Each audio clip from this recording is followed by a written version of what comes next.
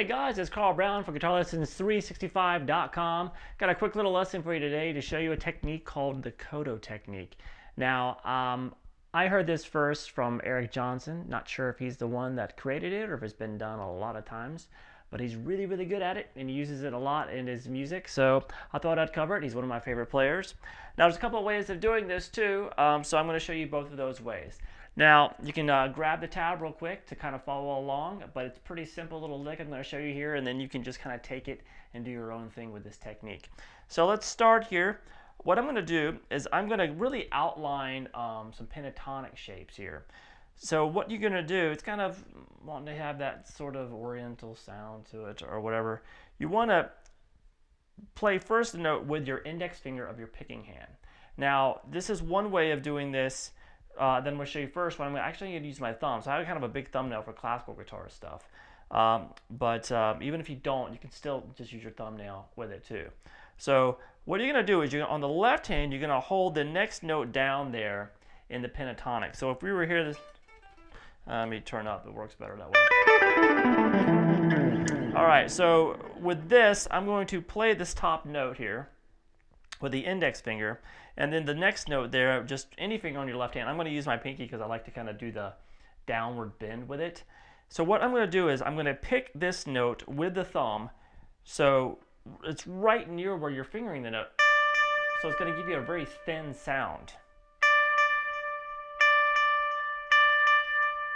Now, simultaneously, right when you pick it, you want to bend downward and then release the bend quickly. Just a slight little bend with the fret hand. Try to keep it, and then take it down to the next note of the scale. So now it's going to be 14 on the G and 12 on the in the left hand. Same concept. So after you've done this, you're going to pull off that finger down to the fretted note. So we have this. And then the same exact lick here. You're going to pick, and at the same time you're going to be doing the bend. Remember, it's just a little quick little bend and release. Pull off. Same thing on the D. So,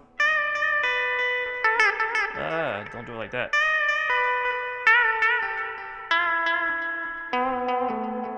Kind of have this very unique sound to it.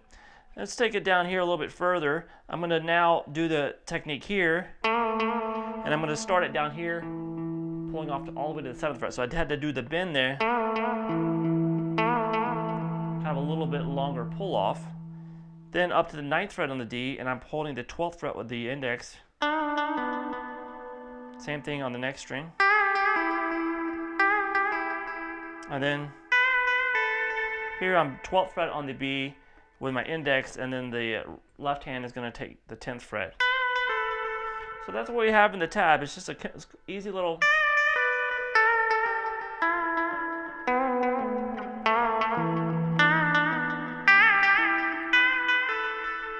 It's got a really cool effect there. Now I'm using my thumb to do that now, and as I'm doing that, I have my pick placed between. It's being held by my middle finger. I like to do that. By just moving it there between these two joints there, the middle finger. However you do it yourself, it doesn't really matter. You can also do it this way, where you hold the pick now kind of like at Van Halen, where you're between your middle finger and your thumb. So you can actually use the pick for the note.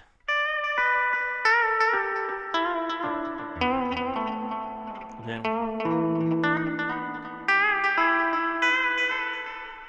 alright, so it's the same process, whether you want to use the pick or not. I like to kind of use the thumb. I can kind of control the sound a little bit more. But it's a quick little technique. Take it through all these pentatonic scales. The top note of the pentatonic shape is played with your right hand. The second note, or the lowest pitch note on that string for the pentatonic is played there. As soon as you pick the note, slight little inflection, bend and release, and then pull off to that note. Has a really cool effect. Hope you guys enjoyed it, and it'll add up to your playing. I'll see you again soon for another quick little guitar technique tip.